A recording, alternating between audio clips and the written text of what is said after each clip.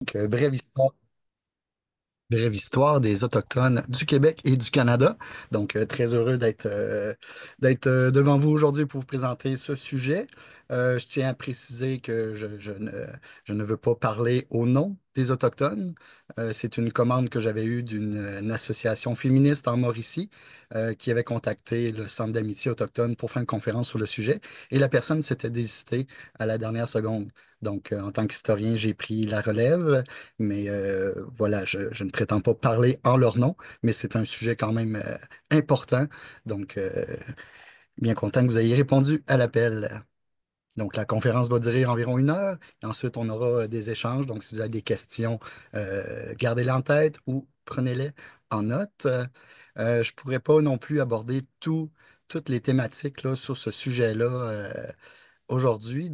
S'il y a des questions là, précisément sur l'esclavage en Nouvelle-France, la spiritualité autochtone, les Autochtones aux États-Unis ou le choc bactériologique, donc j'ai préparé du matériel là-dessus, mais je ne les ai pas inclus dans ma présentation.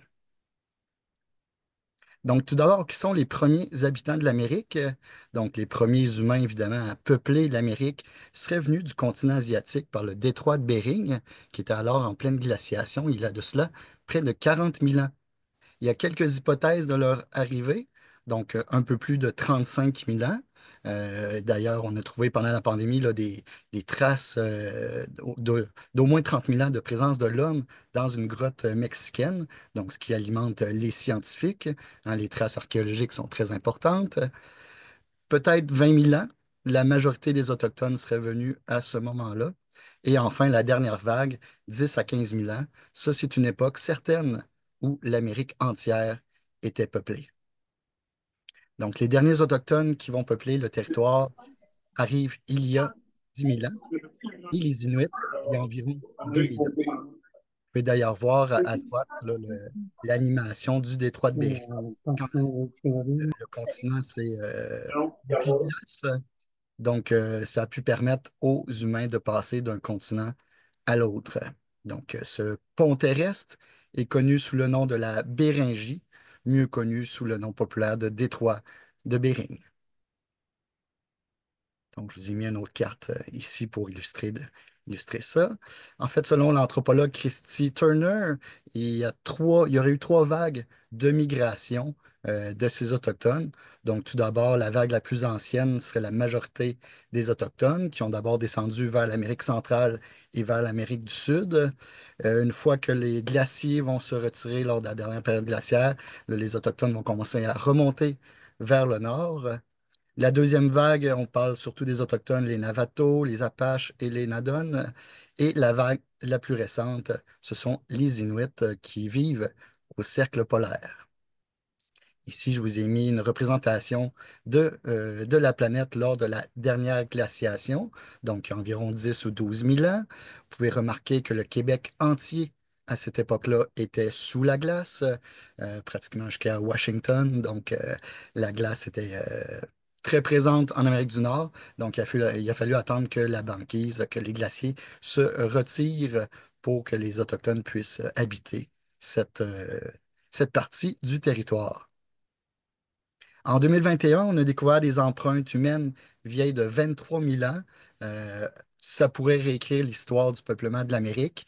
On a trouvé aussi d'autres traces récemment en Colombie-Britannique. C'est vraiment, comme je disais tantôt, les traces archéologiques qui peuvent nous permettre de confirmer l'habitation du territoire, mais tous en ligne pour aller à la conclusion que l'Amérique a finalement été habitée il y a 2 fois plus longtemps que on le pensait. Les Autochtones en Amérique du Nord, principalement, sont vraiment de familles nombreuses. On peut diviser tout cela en 6 régions géoculturelles qui sont pas mal toutes calquées sur le climat. Donc, région arctique, subarctique, nord-est, nord-ouest, les plaines et le plateau. Je vais tout d'abord, je vais surtout insister sur la zone 1, l'Arctique, c'est-à-dire le grand nord du Canada et toutes ses côtes, incluant l'Alaska, et qui est caractérisée par la toundra, le pergélisol, un sol de roches et de gravier et beaucoup de vent. Donc, pas très, très hospitalier, mais ils vivent principalement des pêcheurs, mais évidemment jamais d'agriculteurs, hein, en raison du climat. Donc, ce sont les Inuits qui vivent là et qui chassent le caribou, l'ours polaire, la baleine et beaucoup de poissons dans les lacs alentours. On a aussi une présence d'oiseaux migrateurs comme des oies ou des bernaches qui seront chassés surtout par les cris. Donc ici, vous avez une carte des établissements inuits modernes et historiques au Canada. Donc on voit que c'est principalement là, vers la zone nordique du territoire canadien. Donc disons que c'est pas la porte à côté. Donc, au nord de l'Alaska, aux côtes arctiques, historiquement jusqu'à cette île, c'est la population inuit, qu'on appelait avant la population esquimau, hein, c'est le premier nom que les Européens leur ont donné, qui voulait dire qu'ils mangent du poisson cru, mais on les appelle inuits parce qu'évidemment, l'esquimau, c'est un peu plus péjoratif. Sinon, en français, Inuit, ça veut dire le peuple de, comme Istan, hein, quand on parle d'Afghanistan, d'Aguestan, c'est le peuple de cet endroit-là, ou ça pourrait dire aussi les gens, et c'est en usage depuis les années 70. Donc, les Inuits sont 65 000 en 2016, selon le dernier recensement, plus de 70 000 personnes. Donc, ils forment au moins 4 de la population autochtone du Canada et les 2 tiers vivent dans la partie nordique. Tout d'abord, au point de vue biologique, beaucoup d'affinités avec les traits physiques mongoloïdes entre les Inuits et les Asiatiques. Je pense à des particularités comme les cheveux raides, noirs, très faible pilosité corporelle et faciale, une peau assez claire, des yeux en amande, des pommettes de joues plus projetées vers l'avant, ce qui donne l'impression d'avoir un visage plus plat. Et au niveau des dents, il y a vraiment aussi une distinction. C'est des incisives en forme de pelle qui sont justement davantage asiatiques. Et les squelettes les plus vieux datent de 10 ou 12 000 ans. Les plus anciens semblent un peu moins asiatiques comparativement aux populations plus récentes comme les Inuits. Donc, certains spécialistes avancent qu'en l'espace de 10 000 ans, on dénote quelques changements mineurs au niveau physiologique. Il y a eu une controverse aux États-Unis, vous avez peut-être entendu parler, autour de l'homme de Kennewick, qui est un des plus vieux cadavres ou corps autochtones retrouvés dans ce pays-là, donc qui date entre 10 000 et 15 000 ans. Et ce vestige archéologique ne possédait pas de traits inuits, donc c'est pourquoi au début on croyait que c'était un blanc, un occidental, mais c'est bien un autochtone. Et les populations, les premiers peuples aux États-Unis tentent de récupérer depuis là, le corps de cet individu. Donc, je vous ai mis ici une carte de la population inuite selon la région de résidence, principalement au nord, hein, Nunavut, Nunavik, Nunatiavut, donc principalement au nord. Sinon, l'histoire des Autochtones en résumé, ben, ça date au minimum de 18 000 ans au Canada, alors qu'au Québec, on parle d'au moins 10 000 ans d'histoire selon les sites archéologiques près de Rimouski, qui seraient parmi les plus vieux au Québec. Les premiers sites d'habitation pourraient même remonter jusqu'à 13 000 à 14 000 ans avant notre ère. Le site archéologique le plus ancien au Québec serait près de Lac Mégantic, vieux de 11 500 ans. On en a aussi quelques autres, notamment à Sainte-Anne-des-Monts, ou bien le site de la carrière à Blanc-Sablon sur la côte nord. Concernant la Mauricie, vu qu'on est à l'UTA de l'UQTR, on peut, entre autres, vous voyez comme sur l'image, on a des sites rupestres autochtones dans le parc de la Mauricie, plus précisément près du lac Wapizagonk, et qui datent de moins 2000 ans. Donc, quand même intéressant. Sur la côte nord aussi, on en trouve de ce genre de peinture rupestre, mais la datation est très difficile parce que c'est presque impossible de bien conserver ces artefacts. Il existe au Québec 12 de ces sites rupestres autochtones, mais malheureusement, l'expert Daniel Arsenault est décédé en 2016. Il y a trois périodes principales concernant l'histoire autochtone. Je n'entrerai pas dans les détails, mais il y a le paléo-indien ancien, le paléo-indien récent et l'archaïque ancien, qui est la période la plus récente. Donc, tout d'abord, on peut caractériser leur civilisation par des peuplements régionaux qui vont se resserrer en zones de chasse et d'échanges sociaux. Puis, on va construire des pirogues, notamment dans des troncs creusés. On en a retrouvé des exemplaires dans la vallée de la Rouge, notamment dans les Laurentides. Et on a retrouvé aussi plusieurs sépultures ornées et élaborées, ce qui témoigne de la richesse de leur culture. Évidemment, leur société est construite autour du commerce, tout d'abord local, régional et même continental, ce qu'on a pu confirmer par les preuves archéologiques, notamment les pierres polies pour fabriquer des haches, l'ocre, le cuivre, des coquillages aussi, hein, qui, point de vue esthétique, là, qu'on s'échangeait entre les tribus. Et donc, selon l'archéologie, là, en voyant le trajet opéré là, par les coquillages, ben, on pouvait voir combien de distance ils pouvaient, combien de milliers de kilomètres ils pouvaient parcourir. Et ensuite, grâce au métissage de la technique ou des idées, ben, les Autochtones vont se sédentariser. Donc, tout d'abord, avec une horticulture plus naturelle, avec des plantes comme la courge ou le chénopode. Et aussi, selon les spécialistes, l'arc et les flèches seraient apparus là, vers 3000 à 4000 ans avant notre ère, mais on manque de preuves là, pour confirmer cette hypothèse. Donc, le voyage des Autochtones, déjà vers l'an 1000, hein, les Autochtones sont partis de l'Alaska et ont descendu pour peupler l'Amérique du Nord.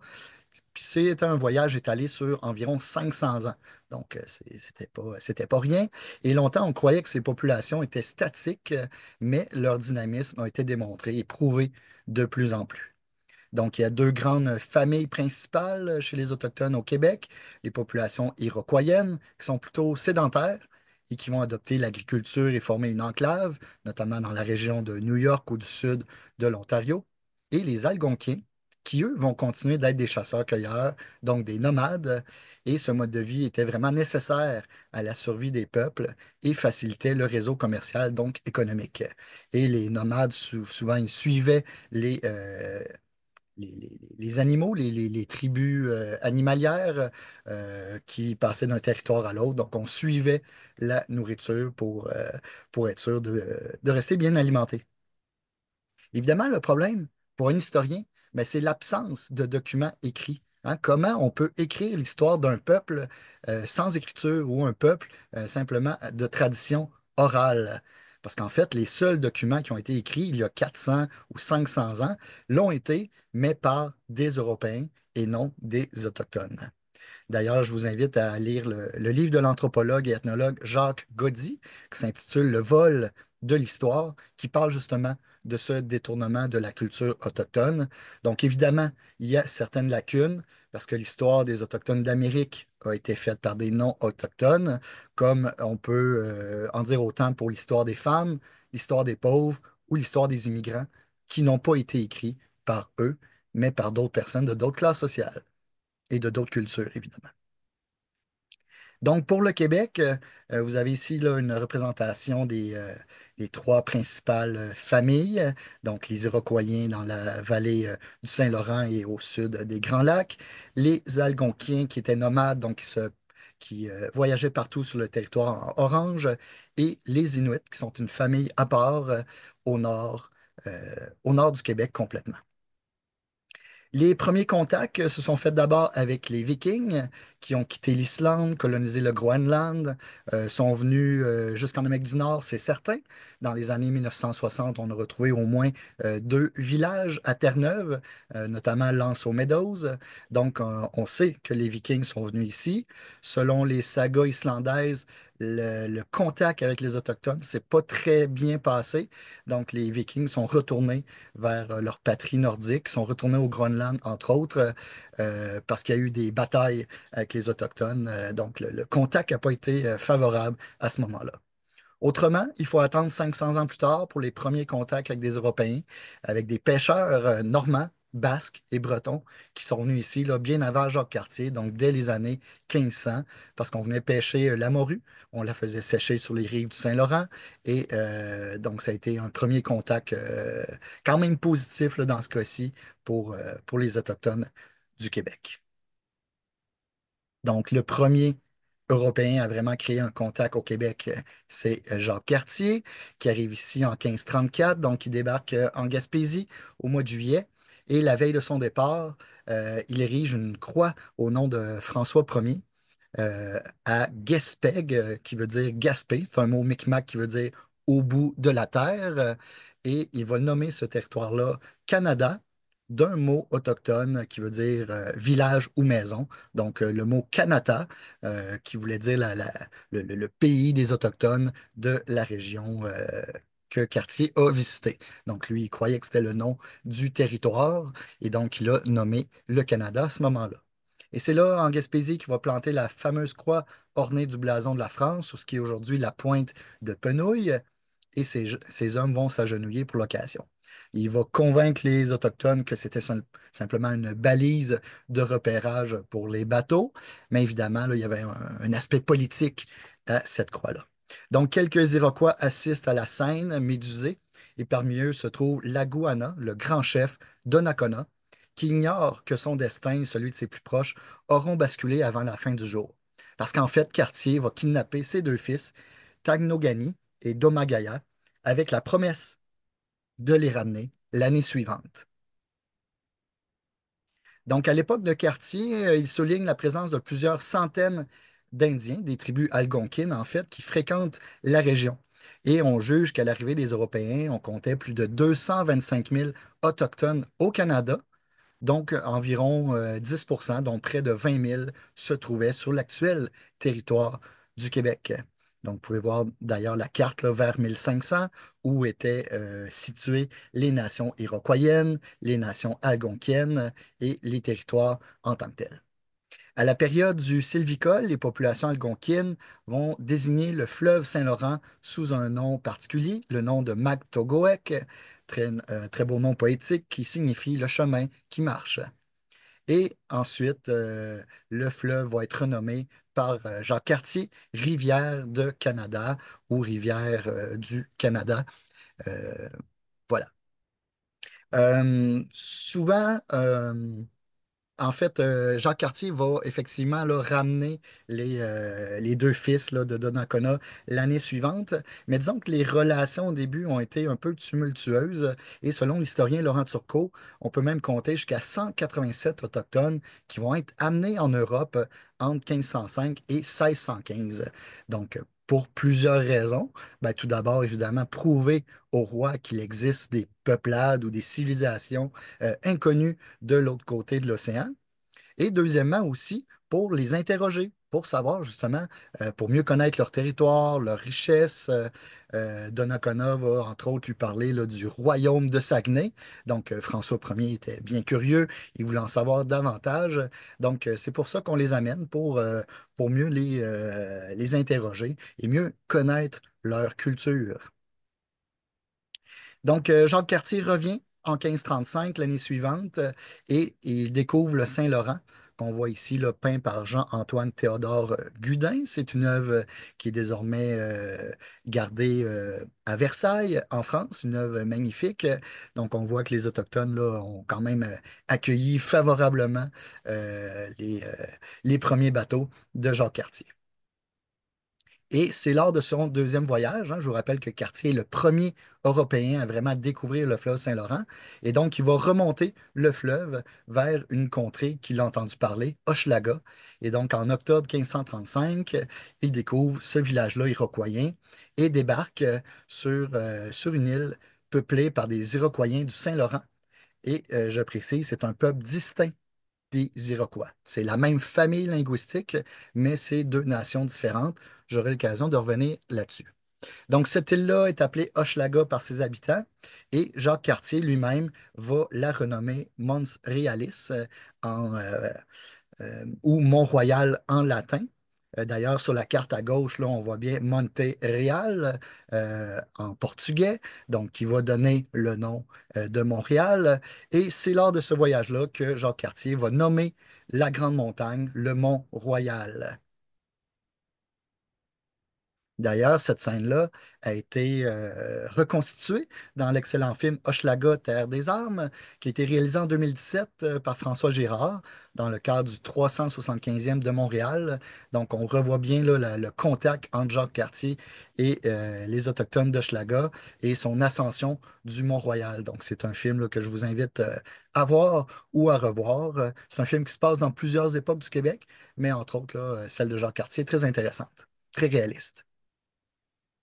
Selon Jacques Cartier, Hochelaga, qui est la future Ville-Marie, était un grand village, une sorte de chef-lieu qui regroupait au moins 50 maisons longues où logeaient de 1500 à 2000 personnes.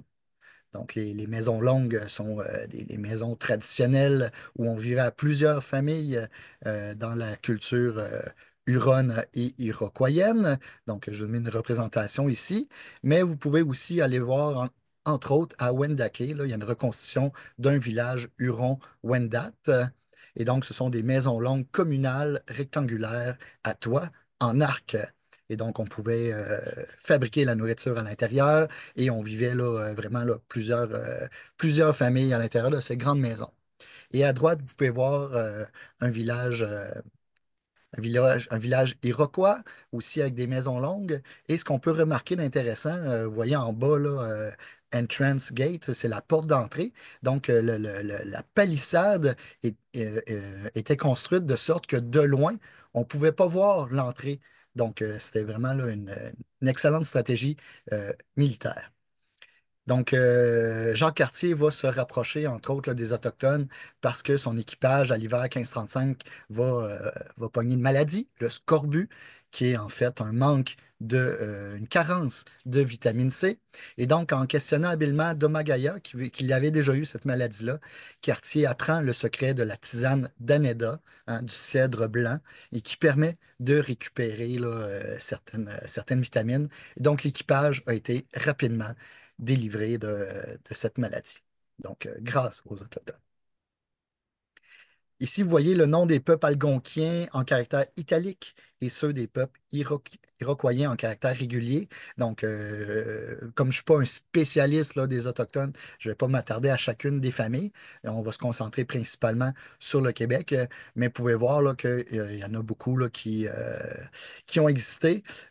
Plusieurs aussi qui ont laissé leur nom, comme je vois Abitibi, Témiscamingue, Outaouais, hein, qui a laissé son nom à la rivière des Outaouais ou le lac Huron, le lac Erie, entre autres. Donc, c'était le nom de certaines tribus autochtones. À l'arrivée de Champlain, parce que vous savez que l'Europe, après Jacques Cartier, était prise avec les guerres de religion entre catholiques et protestants. Donc finalement, ça a pris presque 75 ans avant que la France décide de renvoyer du renfort, parce que Cartier est revenu là, en 1541. Sa colonisation est un échec. Mais 70 ans plus tard, les 15 ou 20 anciens villages Huron-Wendat ou Iroquois ont tous disparu lorsque Samuel de Champlain arrive.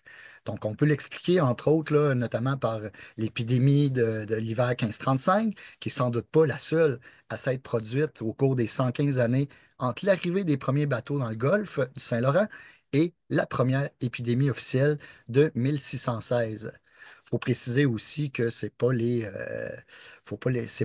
Européens qui ont emporté les batailles ou la guerre entre les clans autochtones, hein. Il y avait déjà des campagnes militaires entre les tribus. Donc, selon Georges Sioui, il faudrait ajouter justement deux autres facteurs, les divers contacts en dehors du Saint-Laurent et la proximité de ces sociétés-là. Donc, ce qui aurait pu peut-être expliquer la disparition de ces villages. Donc, quand Samuel de Champlain arrive, Hochelaga, l'île de Montréal, est complètement vide. Vous pouvez voir aussi sur le tableau la courbe démographique des populations de la vallée du Saint-Laurent qui va malheureusement là, décliner assez rapidement, qui va être supplantée par la colonisation européenne. À droite, c'est un livre écrit justement par George Sioui que je vous conseille fortement pour une auto-histoire amérindienne. Donc, c'est justement les Autochtones qui sont en train de se réapproprier leur histoire. C'est un livre remarquable que je vous conseille. Sinon, ben, c'est vers 1600 que les Français François Dupont-Gravé et l'armateur Pierre Chauvin vont arriver pour fonder Tadoussac, qui est reconnu comme le plus vieux village du Québec, pour installer un comptoir d'échange de peau avec les Autochtones et répondre à la demande croissante de peaux de castor qui servent à la fabrication de chapeaux, notamment pour l'élite européenne. Et donc, au printemps 1603, Samuel de Champlain effectue son premier voyage au Canada et débarque à Tadoussac et va se présenter à un millier d'Autochtones sans armes. Quand même un plan assez téméraire, peut-être même révolutionnaire pour l'époque. Il rencontre des Hurons qui font une tabagie, un festin, avec des Algonquins pour célébrer une victoire contre les Iroquois. Et ils vont devenir naturellement ses amis, ses alliés. Et un peu plus tard, la même année, le 27 mai, Champlain va sceller une autre alliance, cette fois avec les Montagnais, qu'on appelle aujourd'hui les Inuits, où reste une centaine d'Autochtones, dont le grand chef Anada Bijou. Champlain désire ardemment que nos fils, que les fils des Français épousent leurs filles, ce qui va d'ailleurs affirmer là, en 1633, lorsqu'il va revenir dans la colonie après la prise de Québec par les Anglais, par les frères Kirk. Donc Champlain, qui a une vision humaniste et visionnaire, nous, affirme, nos fils marieront vos filles et nous ne formerons qu'un seul peuple. Donc, on voit que c'est pas un esprit là, de supériorité ou de colonisation.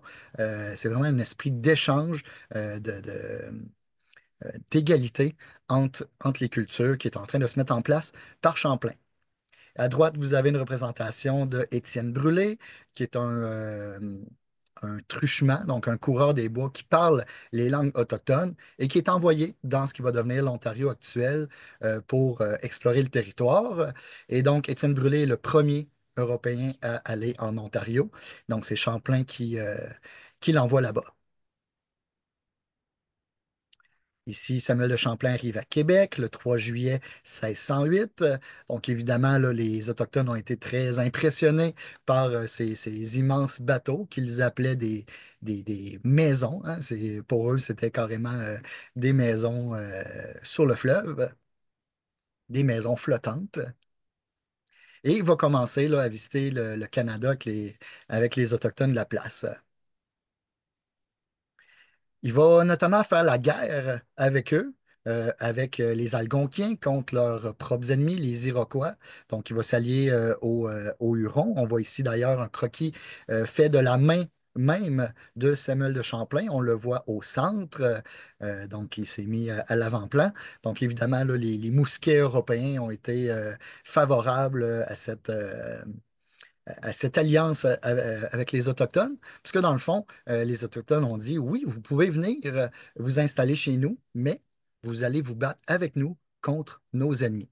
Et Champlain va tenir parole, il va se battre à plusieurs reprises avec les Hurons.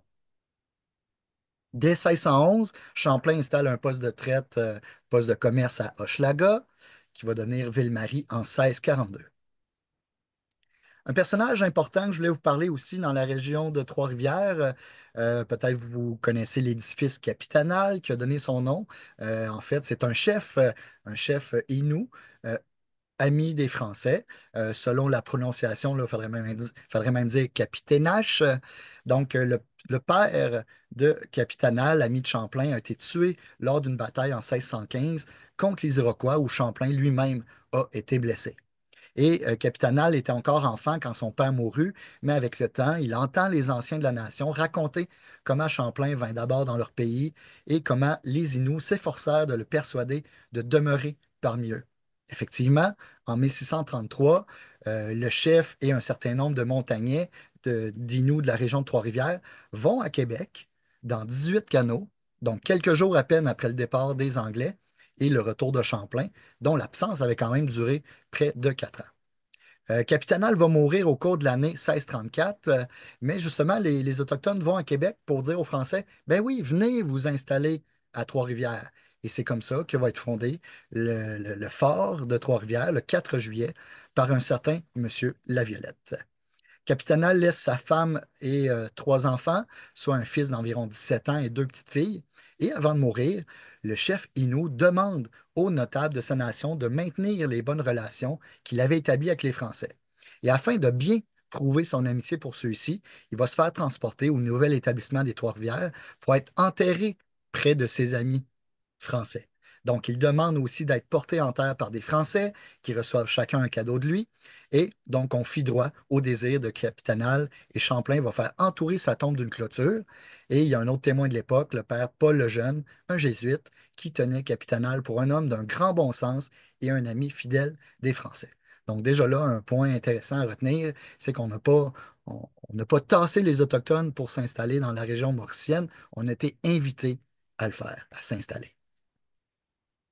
En 1648, là, les missionnaires, qui étaient les premiers au front pour découvrir le territoire et pour euh, ouvrir un dialogue avec les Autochtones, commencent à se faire attaquer par certains Iroquois, notamment Antoine Daniel, qui meurt criblé de flèches avant d'être jeté dans les flammes qui consumaient sa chapelle. Et pendant cette période dite des temps héroïques, il y a au moins 7 prêtres jésuites et un laïc qui vont former ce qu'on appelle les 7 martyrs canadiens. Jean de Brébeuf, Chabanel, Garnier, Goupil, Jean de Lalande, Gabriel Lallemand, Jogues. Et ce récit-là a été raconté entre autres par le jésuite Paul Ragnaud.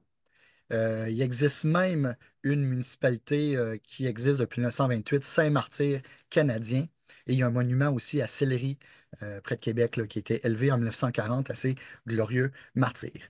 Donc, disons qu'il y a eu beaucoup de tortures, effectivement, envers ces missionnaires, les fameuses robes noires. Donc, il y a eu plusieurs victimes, puis des tortures là, je vous épargne les détails, mais c'était assez brutal.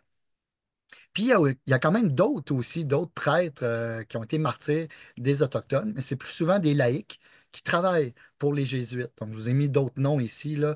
Les interprètes Jean Millotte et Jean Nicolet, le prêtre Anne de Nouais, qui est mort gelé en forêt, Robert Lecoq, Joseph Bressani, le père Jacques Buteux, qu'on connaît beaucoup à Shawinigan, hein, qui a été jeté dans les cataractes, dans les chutes du Trou du Diable, avec le soldat Pierre Fontarabie, Léonard Garot, René Ménard, Gabriel Druyette, lui qui était affamé, qui a dû manger le cuir bouilli de ses souliers et les cordes de ses raquettes. Et enfin, Charles Albanel à Sault-Sainte-Marie. Puis ça, c'est sans compter là, des dizaines de Hurons massacrés près de Trois-Rivières et autant de citoyens trifluviens enlevés, torturés ou simplement tués sur place dans le champ. Donc, quand on sortait du fort pour aller s'occuper de l'agriculture, c'était risqué, puis il y avait peut-être une chance sur deux que vous ne reveniez pas le soir même. Il y en a même un trifluvien qui a été brûlé vif en 1658. Par contre, il faut quand même revoir notre perspective sur les missionnaires. Je vous invite vraiment à lire ceci de Caroline Monpetit, Bonjour Coué à la rencontre des langues autochtones, qui a vraiment euh, transformé ma vision des missionnaires qui étaient vraiment au service des Autochtones, hein. Les missionnaires, quand ils arrivaient ici, ils étaient obligés d'apprendre les langues autochtones et, entre autres, c'est par la musique qu'ils ont tenté là, d'évangéliser les premiers peuples. Entre autres, le missionnaire Jean de Brébeuf, qui va composer le Noël Huron. C'est le plus vieux cantique de Noël au Canada. Donc, il a composé ça là, vers 1643 et va permettre là, d'établir un contact officiel avec les Autochtones. La langue Wendat, ou Huron, serait la première langue autochtone nord-américaine à avoir été décrite de façon exhaustive. Et ça, on le doit au missionnaire Gabriel Sagard, qui en avait commencé l'analyse en 1632. Jean de Brébeuf a aussi écrit un dictionnaire qui est encore cité aujourd'hui. Et donc, ce sont les missionnaires qui ont créé l'alphabet algonquin de 13 lettres. Ils ont également créé un alphabet pour transcrire le langage des communautés abénaquises, notamment avec le son 8 qui sert à désigner le son du W, hein, qui est un son propre à cette langue-là. Par exemple, on a le golfe Kiwiteb à Trois-Rivières, donc c'est dans ce sens-là. Comme le Naskapi, l'Inuktitut, le cri s'écrit avec l'alphabet syllabique qui a été créé aussi par un autre missionnaire en 1840 qui avait d'abord conçu le cri et l'ojibwe. L'inuktitut a été créé par Edmund Pook, un missionnaire anglican, qui va adapter l'alphabet en 1870. Et de nos jours, les Inuits utilisent encore à la fois l'alphabet syllabique et l'alphabet latin pour écrire leur langue. Dans la langue Mi'kmaq, cette fois, l'écriture récente n'a pas encore atteint une forme définitive, hein, c'est pas stable ou établi, donc on dénombre pas moins de 5 orthographes différents uniquement pour cette langue-là, vu qu'elle n'a pas été fixée par l'écrit. Et la langue atikamekw, qui compte 14 lettres tirées de l'alphabet latin et 20 sons, ben on la considère comme la moins menacée des langues autochtones au Canada. Et ça, ben on peut dans le fond dire que c'est un héritage des missionnaires qui ont aidé à préserver la culture autochtone, contrairement à ce qui s'est fait en Amérique du Sud, entre autres. Et dernier élément ici, grâce à l'anthropologue José Maillot, la poétesse Joséphine Bacon a appris à écrire l'innu. Donc, ça, c'était pas sa langue maternelle, même si elle est autochtone, mais elle a réussi, grâce aux Occidentaux, à réapprendre ce qui aurait pu être sa langue maternelle et ce qui était la langue de ses parents. Avant 1641, les Iroquois n'avaient aucun avantage militaire sur leurs ennemis. Cette année-là, donc, les Français découvrent que les Agnés, qui est l'une des 5 nations iroquoises, sont armés de fusils. Et en peu d'années, ils en auront pour tous leurs guerriers. Donc, les Iroquois entreprennent la destruction de leurs ennemis et les Hurons, malheureusement, n'ont pas pu s'armer au même rythme. Donc, on peut voir sur la carte là, la partie en orange qu'on appelait en jaune la Huronie, qui faisait face à l'Iroquoisie. Et malheureusement, ce déséquilibre-là va créer leur destruction en 1649. Donc, les Hurons vont se rapprocher de Québec par la suite et les Iroquois vont détruire aussi de même manière d'autres tribus comme les Pétuns, les Neutres et les Ériés, qui sont des Iroquois comme eux, mais qui étaient armés seulement d'armes traditionnelles. En 1642 est fondée Ville-Marie, qui va devenir Montréal. Et là, j'apporte la notion là, de territoire non cédé, une notion assez controversée. Donc, je m'appuie entre autres là, sur Serge Bouchard et Éric Bédard pour la prochaine section. Donc, en 1645, la Compagnie de la Nouvelle-France, qui a été créée par le cardinal de Richelieu, cède aux colons le monopole des fourrures et l'administration de la colonie. Mais c'est trop tard, car les revenus de la traite des fourrures sont pénalisés par le blocus des Iroquois de la rivière des Outaouais, qui est la porte de la route vers l'ouest. Et seuls des coureurs de bois isolés et acceptés par les Autochtones vont pouvoir y accéder.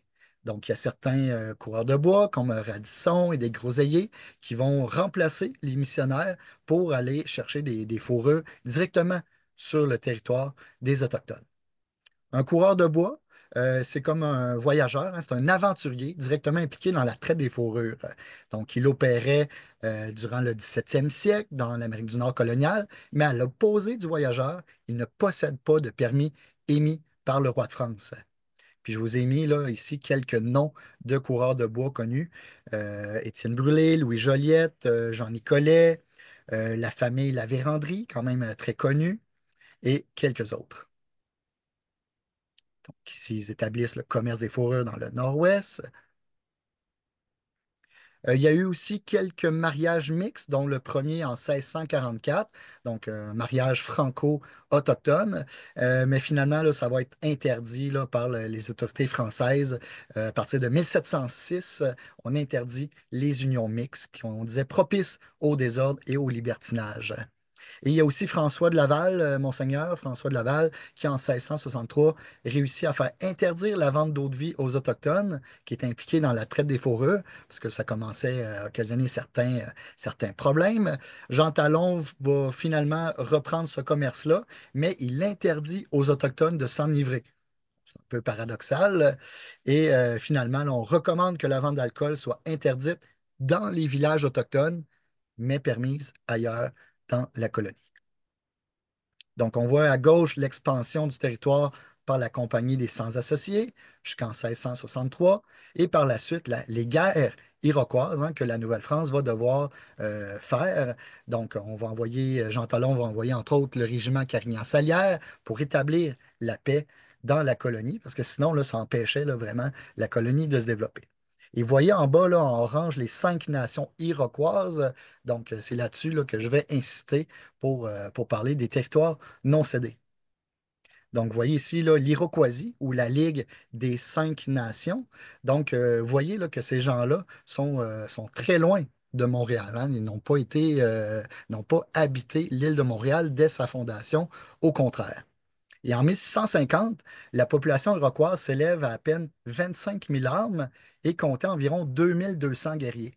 Mais selon l'historien Benjamin Sud, le problème était seulement 500 Iroquois dispersés dans 3 ou 4 villages. Donc la Nouvelle-France n'était pas en guerre avec tous les Autochtones, au contraire. Puis on n'était pas non plus en guerre avec tous les Iroquois, mais seulement une petite partie qui était jaloux ou qui n'était pas d'accord avec les privilèges et le commerce opéré entre les Hurons et les Français. Donc, une sorte de jalousie commerciale, et c'est pour ça là, qu'on a envoyé le régiment Carignan-Salière pour mettre un terme à ces incursions iroquoises.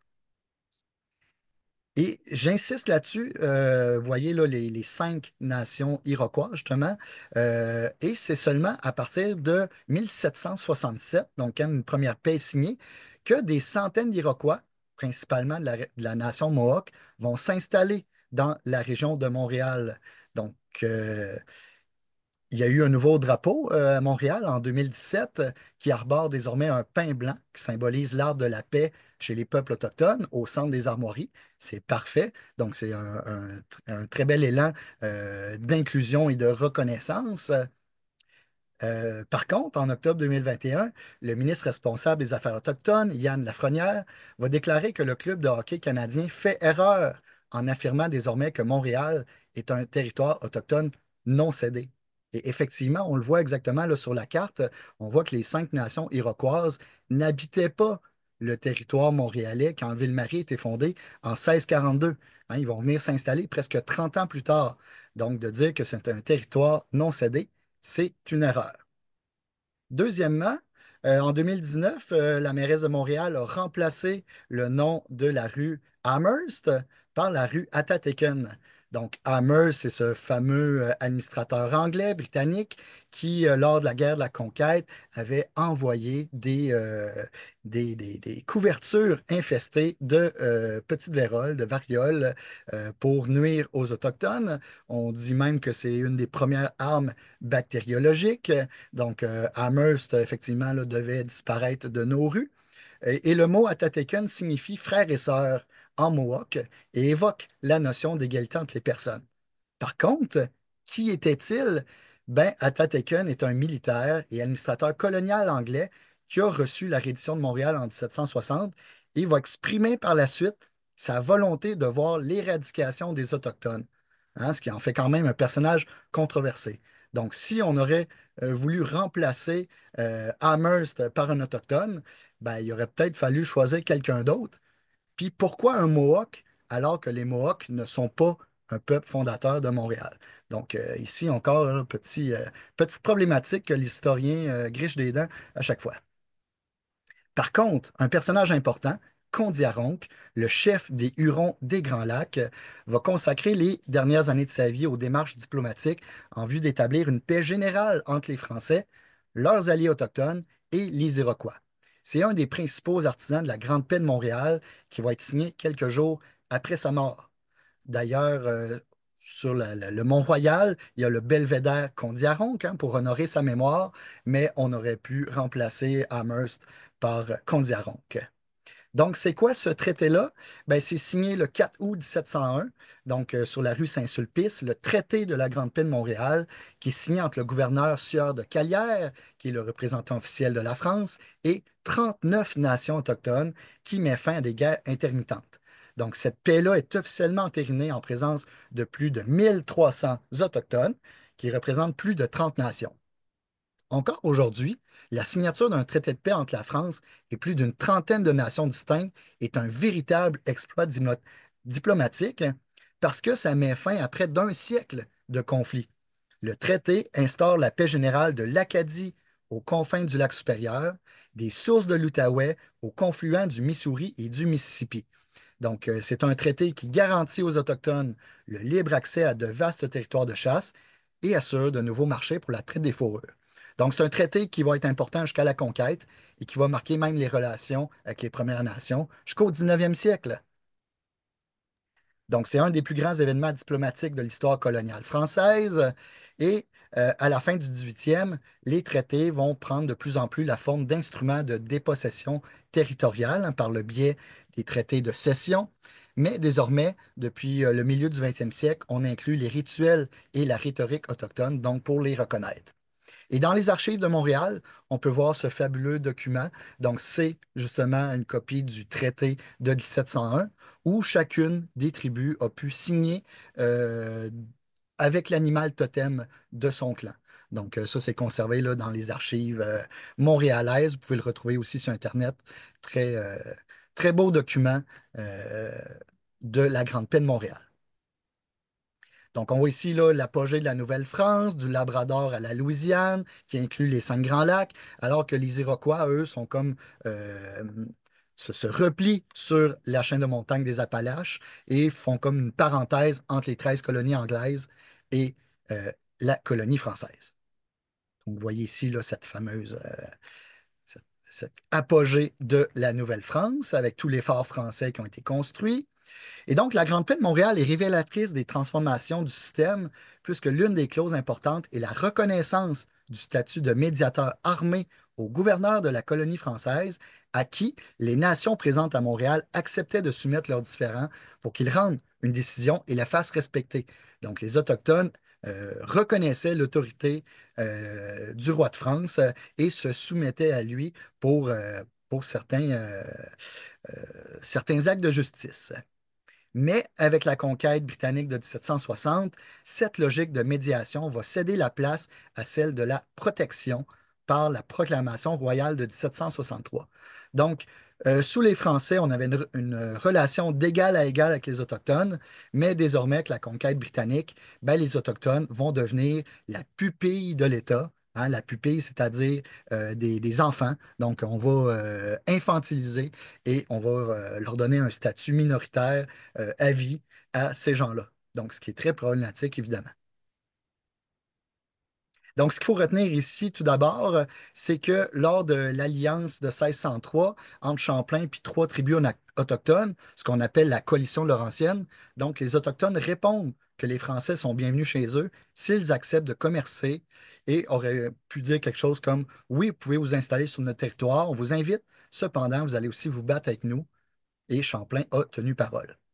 Et cette diplomatie des Français, en fait, s'appuie sur le désir du roi de France de l'époque, Henri IV, d'apaiser son royaume qui croule sur les guerres religieuses.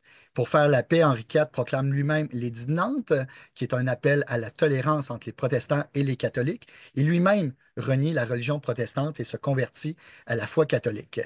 Donc, le roi va dire aux aventuriers qu'il envoie dans le Nouveau Monde, comme Samuel de Champlain, quelque chose comme tenter de négocier et de s'entendre avec ces gens-là. Donc, c'est vraiment un esprit de bonne entente. Puis cette alliance-là de 1603 n'est pas anecdotique, c'est même un acte fondateur. Parce que sans cette alliance, la fondation de Québec en 1608 n'aurait pas été possible.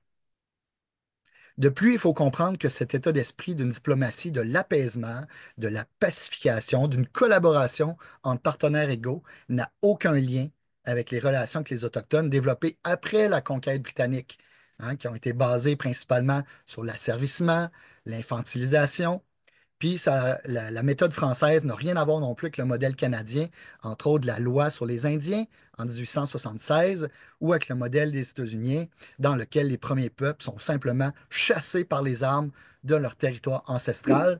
Et ça va se faire dès les années 1830, notamment avec l'accord du président Andrew Jackson, qui a été en poste de 1829 à 1837. On peut voir ici d'ailleurs une photo vers 1870 qui montre un homme qui se tient fièrement devant une montagne de dizaines de milliers de crânes de bison, qui est une espèce qui a été abattue par millions par le gouvernement fédéral. Ça s'est fait aux États-Unis aussi, dans une volonté d'affamer les Autochtones. Parfois, en conférence, là, les gens me demandent pourquoi on dit encore Indien. Ben, j'ai pas vraiment trouvé de réponse, là.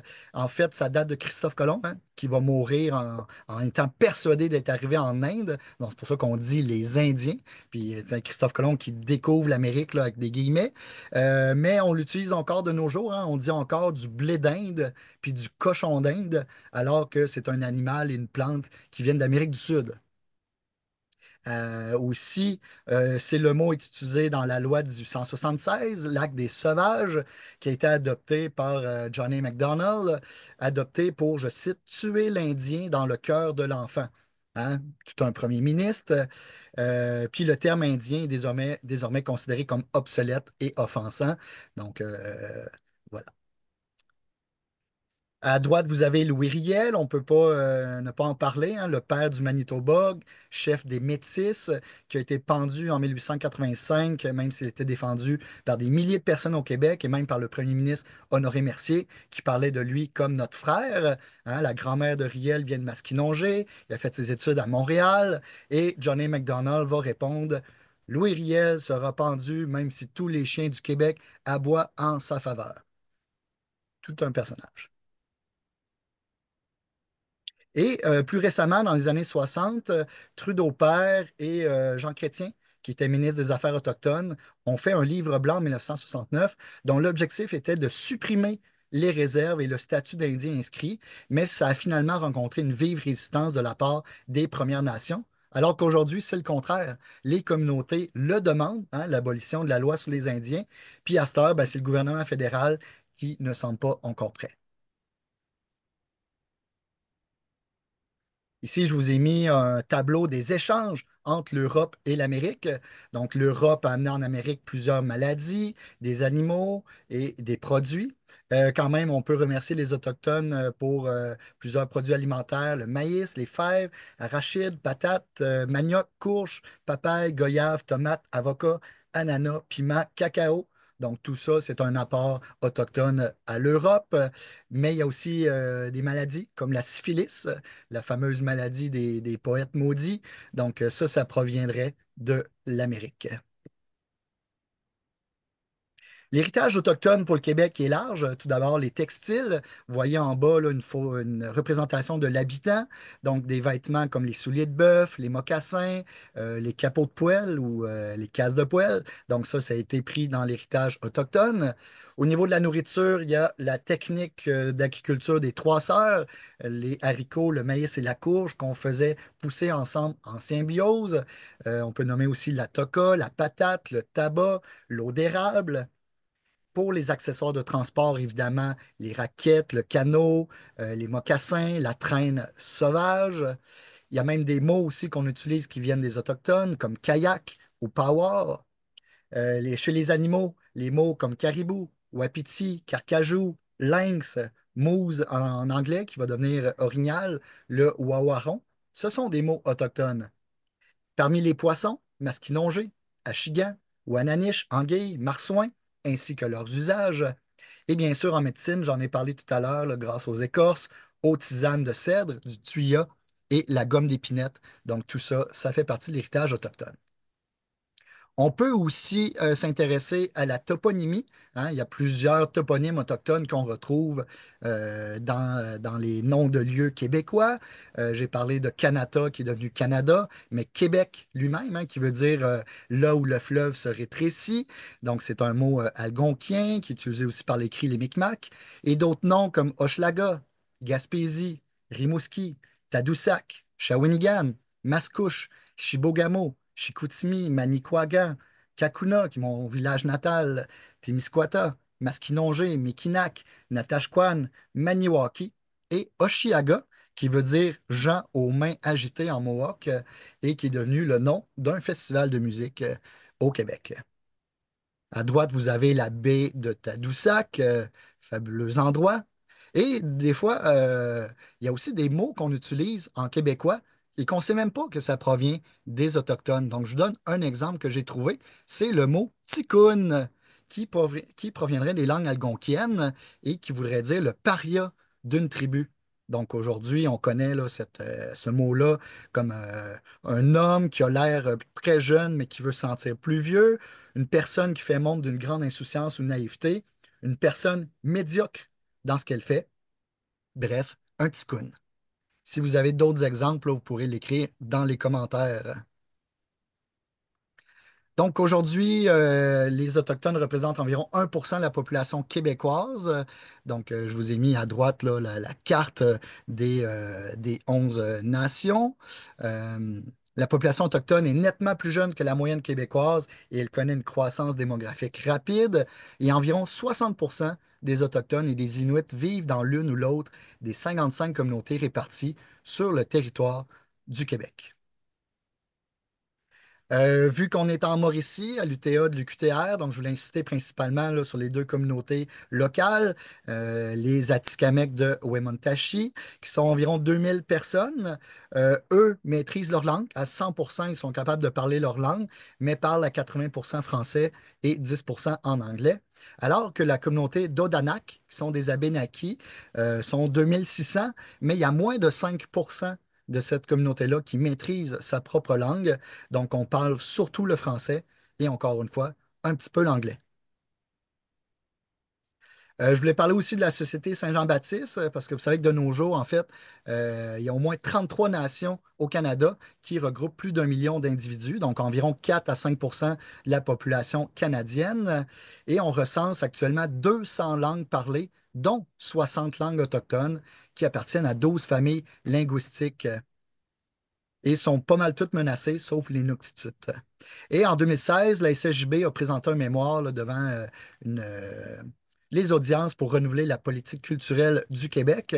Et parmi les 10 recommandations que l'organisme avait faites, ben, entre autres, que les langues autochtones soient enseignées aux nouvelles générations, de même qu'un tel enseignement puisse aussi être accessible à l'ensemble des Québécois qui désirent apprendre l'une des 11 langues parlées par les Premières Nations et les Inuits, et que le ministère de la Culture travaille pour réaliser et publier 11 dictionnaires pour chacune des langues autochtones parlées au Québec. Donc, je pense que ça serait un avancement d'y aller dans ce sens-là. Et les Autochtones du Québec font de gros efforts pour empêcher la disparition de leur langue. En mars 2023, des artistes Inuits sont allés interpeller le fédéral, donc le CRTC, qui gère les radios, pour exiger l'instauration d'un quota minimal de 5% de musique autochtone sur les ondes des radios commerciales du Canada. Donc, ici, je voulais spécifier aussi là, que la loi constitutionnelle de 82 stipule que le terme autochtone désigne à la fois les Amérindiens, les Métis et les Inuits. En fait, l'appellation Première Nation ne désigne que les Amérindiens, qui sont les Autochtones de l'Amérique, parce que dans le fond, des Inuits, il y en a tout le tour du cercle polaire, donc c'est pas réservé exclusivement au Canada. L'ONU célèbre depuis 1994 la Journée internationale des populations autochtones, le 9 août. Le Canada tient aussi une Journée nationale des Autochtones le 21 juin. Et il existe aussi la Journée nationale des langues autochtones le 31 mars. Et sur la carte, là, vous pouvez voir les principaux foyers d'habitation des Autochtones du Canada.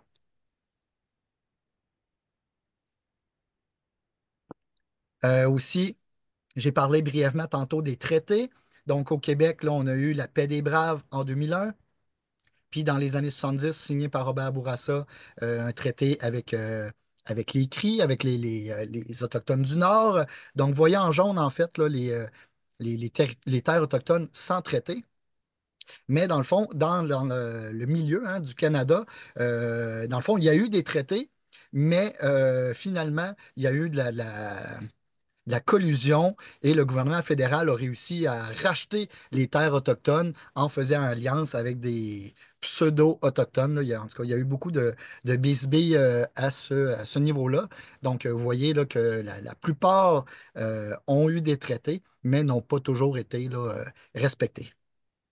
D'ailleurs, qui se rappelle qu'en septembre 2014, les chefs et les élus de la nation atikamekw ont procédé à une déclaration unilatérale de souveraineté sur leur territoire ancestral, qu'on voit ici à gauche, le Nitaskinan, qui est d'une superficie de 80 000 km² en Mauricie et dans l'Anaudière. Donc, le premier ministre de l'époque, Philippe Couillard, n'a pas répondu à cette déclaration. En 2007, je vais parler des problèmes dans les réserves. En 2007, 58% des jeunes de 15 à 17 ans sont des consommateurs de drogue et d'alcool. Donc, je ne rentrerai pas dans les détails là, parce que je suis un peu en retard. Il me reste quelques minutes. Donc, aussi, le taux de détention des Inuits dans les prisons québécoises est 15 fois supérieur à la moyenne provinciale, selon les données du ministère. Donc, c'est assez problématique. Et évidemment, là, dans les réserves, ben, on souligne la négligence alimentée par de piètres logements, la pauvreté, la toxicomanie, qui est souvent liée au pensionnat et empirée par le fait que les enfants et les jeunes des Premières Nations reçoivent beaucoup moins de services des secteurs gouvernementaux et sociaux que les autres Canadiens. D'ailleurs, en 1857, le gouvernement fédéral a tenté de faire une loi, donc un lac pour encourager la civilisation graduelle. Donc, les Autochtones étaient invités à obtenir le droit de vote en échange de renier là, leur statut d'Autochtone. Mais finalement, dans tout le Canada, il y a une seule personne qui a accepté ça. Autrement, c'est la Nouvelle-Écosse qui a octroyé en premier le droit de vote aux Autochtones et le Québec, malheureusement, a été la dernière province en 1969. Au fédéral, selon les travaux de Simon Dabin, les Autochtones votent surtout pour le NPD, ensuite le Parti libéral, le Parti conservateur et le Parti vert. Mais il y a moins d'appétit pour les élections provinciales. Par exemple, la communauté de Kanawake ne vote pas au provincial et ils le font par abstention politique. Vraiment, là, il y a même des pressions au bureau de vote pour empêcher les gens de voter. Pourquoi? Ben, parce que les Mohawks ne reconnaissent pas l'autorité du gouvernement du Québec. Les Cris ont aussi organisé leur propre référendum en 95 avec un taux de participation de 98%. 90% ont voté pour le non. Il faut se rappeler que depuis 1876, les affaires autochtones est une juridiction fédérale. Quand même, en 2007, on a eu le premier député autochtone, donc au Parti québécois, c'était Alexis Wawa-Nolwat, originaire de Val-d'Or, qui devient le premier autochtone à siéger à l'Assemblée nationale du Québec. Et en 2022, la dernière élection, il y a eu un record historique de candidats autochtones. 9, dont 5 pour QS, qui a traduit son programme dans 7 langues autochtones. Donc, félicitations pour l'initiative.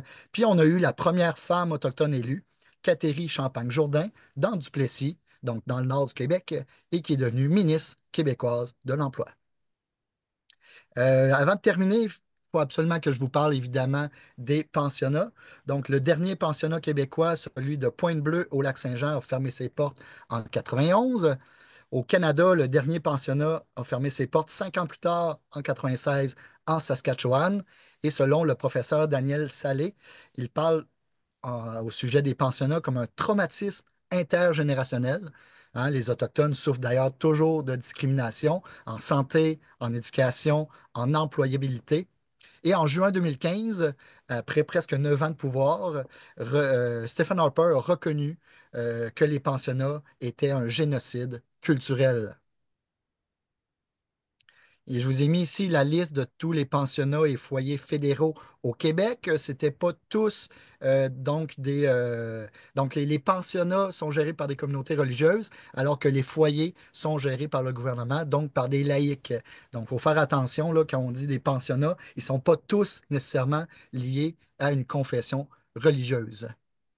Et quand on regarde les chiffres aussi, selon la Commission de vérité et de réconciliation du Canada, on compile de 1867 à 1996 3125 enfants qui sont décédés dans les pensionnats, notamment de tuberculose, de malnutrition et de d'autres maladies résultant des conditions de vie pitoyables qui sévissaient. Mais sur les 3125, il y en a seulement 38 qui sont décédés au Québec. Et parmi aussi les institutions québécoises, donc il y avait des pensionnats anglophones et des pensionnats francophones. Donc, Chez les francophones, ben, on serait responsable de seulement 14 décès sur les 38, sur les 3125 enfants dans tout le Canada. Donc, avant de s'auto-flageller là, et de prendre tout le blâme pour ces institutions-là, il faut quand même revoir les chiffres. Un peu d'actualité autochtone. Harper avait longtemps refusé de signer la Déclaration sur les droits des peuples autochtones de l'ONU. Il l'a fait en 2010, mais ça n'a aucune connotation, là, c'est pas contraignant sur le plan juridique. Vous pouvez peut-être vous rappeler du mouvement Idle No More, Jamais plus l'inaction, qui a débuté en 2012. Donc, en 2015, Trudeau fils a été élu, hein. C'est la première dynastie canadienne. Ça a donné beaucoup d'espoir aux Autochtones. Et effectivement, en novembre, un mois plus tard, ben, on a ouvert la commission d'enquête sur 1181 femmes autochtones disparues au Canada entre 80 et 2012. Et sur les 1181, il y en a seulement 46 au Québec pour la même période. Donc, c'est moins de 5 alors qu'on représente le quart du Canada. Évidemment, 46, c'est 46 de trop, mais encore une fois, faut relativiser. Trudeau fils a offert ses excuses pour les pensionnats en décembre. Je rappelle, on parle de 150 000 enfants autochtones dans 139 institutions. Il y en a presque 4 000 qui sont morts et il y a eu 80 000 survivants. Donc, il a demandé pardon aux Autochtones au nom de l'État fédéral canadien, mais la couronne britannique, hein, qui gérait le Canada jusqu'au statut de Westminster en 1931, ne s'est jamais excusée. En 2021, on apprenait qu'il y a encore 38 communautés autochtones sans eau potable. Je vous rassure, il n'y en a aucune au Québec ou dans les provinces atlantiques. Les Québécois ont quand même une bonne opinion, hein, 73 une bonne opinion des Premières Nations, mais la moitié des sondés considèrent que les relations entre les Québécois et les non-autochtones, entre les Québécois non autochtones et les Premières Nations sont mauvaises. Bref, on veut que ça marche, mais on constate que c'est pas facile. En 2021, on a découvert des tombes anonymes en Saskatchewan et en Colombie-Britannique. Je rappelle, il n'y en a aucune qui a été trouvée au Québec à ce jour. En 2021, c'était la première édition de la Journée nationale de la vérité et de la réconciliation, une occasion de rendre hommage aux enfants disparus et aux survivants des pensionnats, leurs familles et leurs communautés. Hein, le symbole était le chandail orange, mais ce n'est pas un jour férié au Québec selon une décision du premier ministre François Legault. En 2022, Ottawa a conclu deux ententes totalisant 40 milliards pour indemniser les enfants autochtones des pensionnats. Et en 2023, grande nouvelle, même s'il était en poste depuis 2013, le pape François Ier a répudié la doctrine de la découverte du Nouveau Monde, c'est-à-dire un concept juridique et religieux utilisé depuis le 15e siècle, utilisé par les puissances européennes pendant des siècles pour justifier la conquête coloniale, hein, l'occupation, le pillage et l'exploitation des peuples locaux ou non chrétiens, notamment en s'appropriant leurs terres. Donc, que le pape répudie ce concept-là, c'est quand même impressionnant. Et quand on regarde aussi l'alliance des fonctions publiques du Canada, donc on peut voir qu'ils font beaucoup de place là, au principe de la réconciliation. Si vous voulez en savoir davantage, voici trois documentaires et deux films très importants. Donc, tout d'abord, Le Peuple invisible, documentaire de Richard Desjardins sur les Algonquiens de l'Abitibi qui ont été là, spoliés de leurs terres par les compagnies minières et les Occidentaux, nous, il faut dire. Ensuite, Uvanga en 2013, qui est un film sur les peuples qui vivent dans le nord du Québec. Là, c'est un autre monde, hein, mais que c'est pas facile, puis que les changements climatiques les affectent particulièrement. Ensuite, L'Empreinte, documentaire dont la narration est faite par Roy Dupuis. Très, très bon documentaire qui retrace les valeurs autochtones dans la culture québécoise aujourd'hui. Hein, l'idée qu'on aime beaucoup les compromis, la justice réparatrice, c'est tous des concepts autochtones. L'idée aussi que les Québécois n'aiment pas la chicane, ben ça aussi, là, ça relève de nos premières relations entre les Français et les Autochtones. Ensuite, Je m'appelle Humain, excellent film de Kim Obum-Sawim, qui m'enseigne là, plusieurs Autochtones connus. Et tantôt, je vous ai parlé de Hochelaga, Terre des âmes. Il existe évidemment des atlas si vous voulez en savoir plus. Je pensais que j'avais mon livre. En fait, je vais publier un livre le 11 avril prochain à la Société Saint-Jean-Baptiste. Je vous ferai parvenir l'information par courriel. Un recueil de textes sur l'histoire de la Mauricie.